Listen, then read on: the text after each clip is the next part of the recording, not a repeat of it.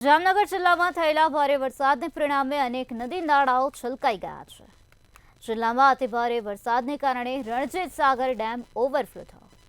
Ranjit Sagar dam 2 ફૂટથી વધારે સપાટી ઉપર જોવા મળી રહ્યો છે। ત્યારે તંત્ર દ્વારા લોકોને વરસાદમાં આવા વિસ્તારોમાં અવરજવર ન કરવા માટે અપીલ કરવામાં આવે છે।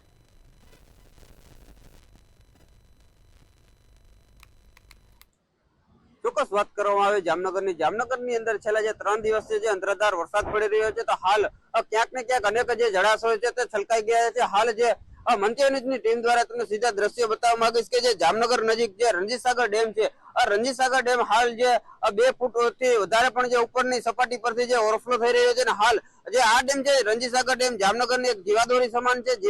જામનગરને પીવાનું પૂરું પાડવું પાણે છે, ને હાલ જે ગ્રામ્ય વિસ્તાર છે તેમાંથી પણ આ ડેમનો ક્યાંક ને ક્યાંક જે લાભ લેતા હોય છે ખેડૂતો। અને હાલ જે પ્રકારે જે રૌદ્ર જે સ્વરૂપ છે ડેમના જે દ્રશ્ય છે કે ફૂલ માત્રામાં જે વિકરાળ જે પ્રાણી આવી રહ્યું છે, ને હાલ જે ડેમની સપાટીની વાત કરવામાં આવે તો 29 ફૂટની જે સપાટી છે, ને હાલ આજે 29 ફૂટથી ઉપર જે સપાટીને લેવલ છે, અને હાલ જે 2 થી 1 ઇંચ જેટલો ઓવરફ્લો થઈ રહ્યો છે। હાલ જે તેમને જે પાણીના જે મોજા ઉછળતા હોય તેવું ક્યાંક ને ક્યાંક જે દ્રશ્યમાં દેખાય છે। હાલ જે પ્રમાણે વાત કરવામાં આવે રણજીત સાગર ડેમની, આ જે ડેમનું પાણી છે તો ક્યાંક ને ક્યાંક જામનગર સિટીને પણ જે હાલ અસર કરતું હોય અને નીચાણવાળા વિસ્તાર છે, તો આ ડેમનું પાણી અને રંગમતી ડેમનું પાણી જે નીચાણવાળા વિસ્તારની અંદર જે ખાસ કરીને મકાનના એક માળ સુધી ક્યાંક ને ક્યાંક આ ડેમની જે ઉપરવટની સપાટીના કારણે આ ડેમના વધુ પાટિયા પણ ખોલવામાં આવતા હોય છે, પણ આ ડેમના પાટિયા નથી, કારણ કે જે રણજીત સાગર અને રંગમતીના જે ગઈકાલે 5 પાટિયા ખોલવામાં આવ્યા હતા, હાલ